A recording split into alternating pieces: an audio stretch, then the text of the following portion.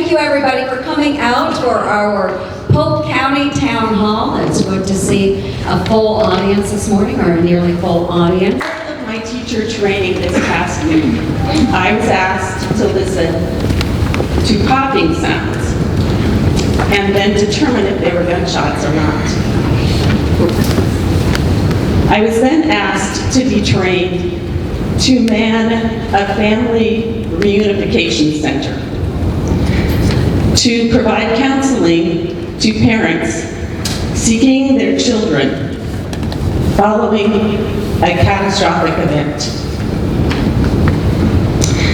So my question for you today, Senator, is when can I plan to get back to trainings that simply teach children to read and write?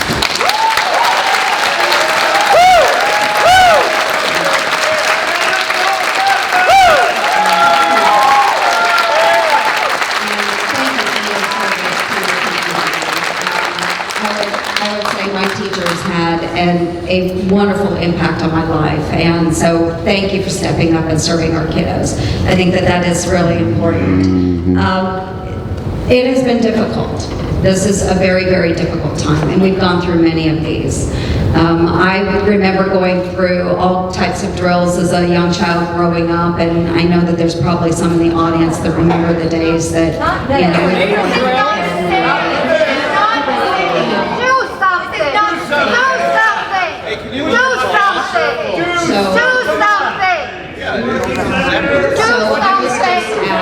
I was just at the town hall in Applington, Parkersburg.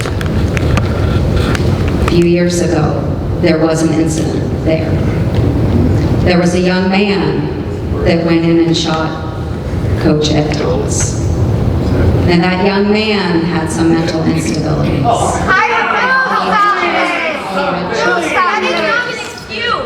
Stop the BS. Okay, and what had happened, there was an order, he was not to be released from the hospital. The hospital released him early. Immediately after that, he went and took a life. Okay, so a lot of the incidents that we see do come back to mental illness.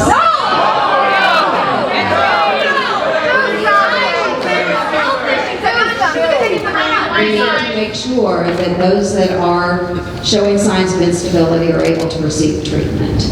Get rid of the guns! Get rid of the guns! That across the United States, we are short counselors, we are short psychologists. We've overcome. We're short Congress people that take action. So,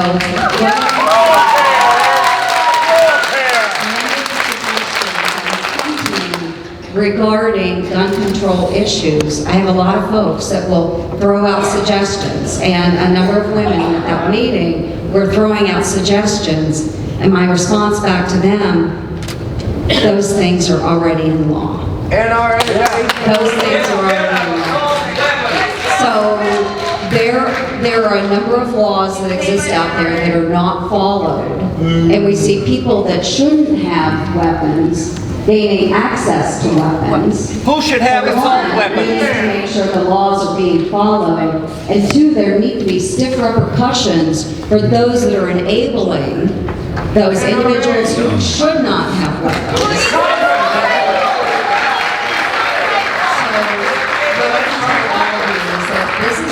This is a very, very, very hard thing to go through. And we will go and we will have discussions. There's already been talk. The leader has already decided that he is assigning the chairman of the Commerce Committee, the chairman of Judiciary, and the chairman of the Health, Education, Labor, and Pension Committee to pull together and start talking about how we can solve the issue.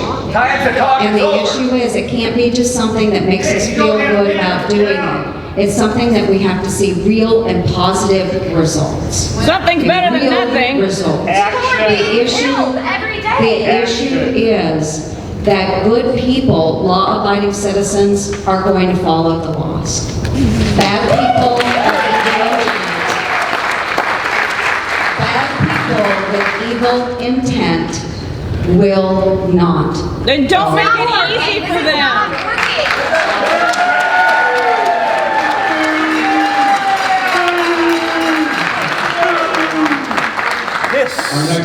Today I'm here both as a physician and as a mom of 2 wonderful daughters. I have concerns about the epidemic of gun violence in America.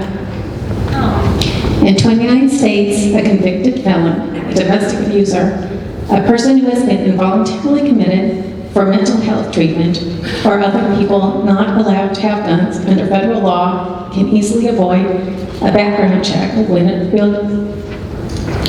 buying a handgun simply by seeking out an unlicensed seller online or a gun show. Do you support legislation that would require background checks on all gun sales? Well, I guess maybe we're going to and when you go to a gun show, the proper procedure is that you've already gone through a background check. So when you go into that gun show, you have a card that will state that you've already been through that background check.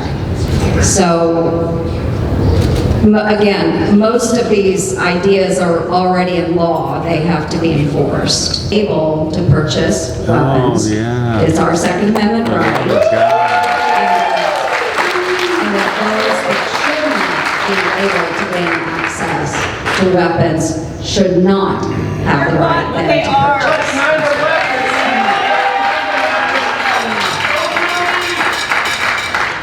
I do think that there are ways that we can look at gun control ideas and enforcement mechanisms to already existing laws, additional penalties and so forth that can be leveraged where we're not taking away our constitutional rights as law-abiding citizens. So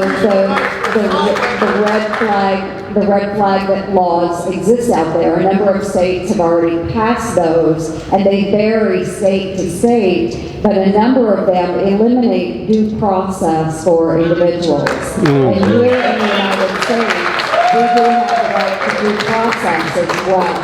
So I have on my computer a ad that you ran in your first campaign in which you fired a handgun into a camera repeatedly. That really was strong support for violent action. I'm wondering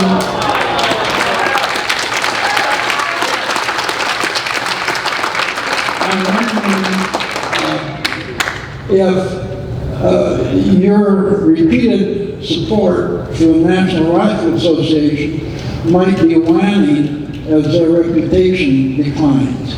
Number one. Number two, I'm wondering if high-powered weapons and multiple round magazines are protected by the Second Amendment. Where does that protection stop? At what level do you run into that protection? I am a proud supporter of the Second Amendment, and so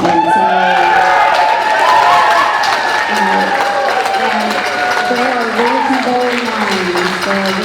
lines that can be drawn, and we do have laws that are in place right now. There are laws that are in place right now that do limit who can own what type of weapon.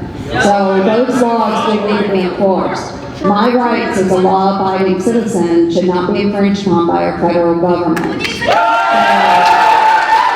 There are reasonable things that we can do, and as I've said before, we are going to sit down and look at that. But what are we going to do? What are we going to do to make sure that my rights aren't infringed upon, the members of the audience here are not infringed upon, but those that will also be able to keep hands out of the or weapons out of the hands of those that shouldn't have them.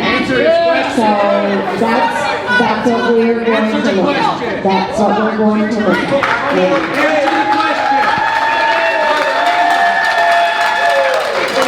With someone with a weapon of war. Listen. I'm a grandmother of 6. I also believe in the pursuit of life, liberty, and the pursuit of happiness. In that way, I worry every day about my grandchildren going to school. I'm also very concerned about all of us having the ability to safely and freely attend a concert, go to church, go to a movie, or attend the Iowa State Fair.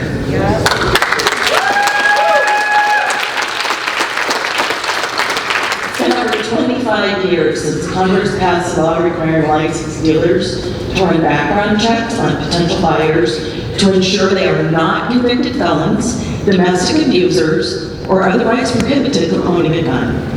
Since then, the internet has evolved into a vast, unregulated marketplace, connecting would-be gun buyers and sellers, leading to hundreds of thousands of gun sales with no background check and no questions asked.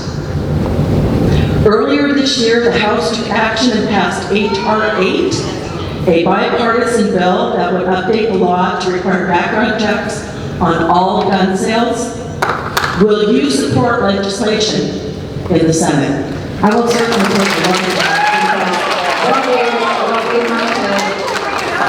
It's there, vote on it. So, what I will do, I will take a look at that, because if there are people that are circumventing what is already in law, then we need to figure out how to close those areas.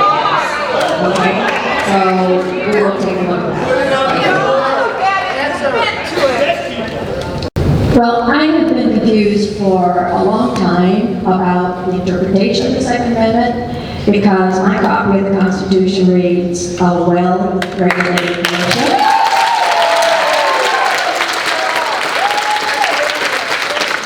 So the first thing that comes to my mind, I've had a little bit of education, is that well-regulated, the constitutional writers, our founding fathers intended that there be restrictions. Militia, I think, for example, the country of Switzerland, which has a militia, their citizens are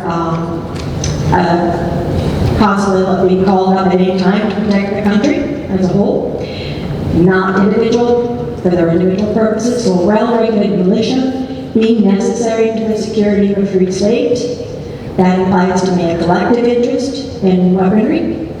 The right of the people to bear and keep and bear arms shall not be infringed.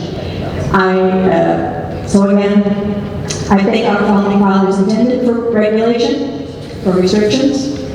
I think when they were thinking of arms, they had no idea that we would be developing weapons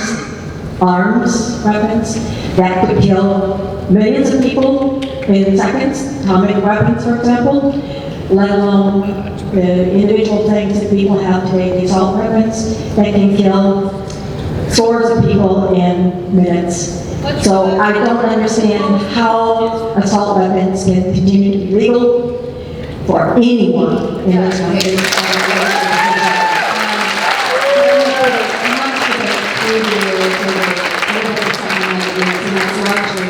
It does mean that the right to bear arms, individuals' right to bear arms, to own weapons.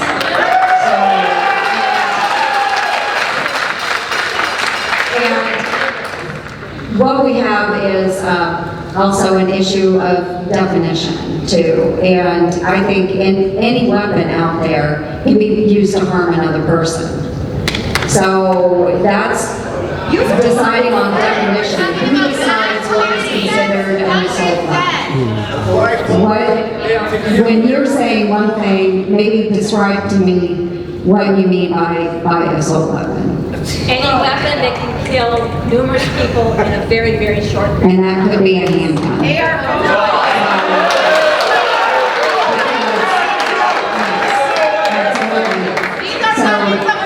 Right. So many folks that will come forward and they will come out and Do something.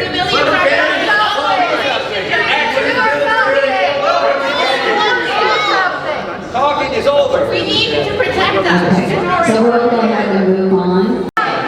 So I appreciate your concern, but we have many decisions about the Second Amendment through the years coming from the Supreme Court. Limit. And so we will abide by that. We will protect people's constitutional rights. And make sure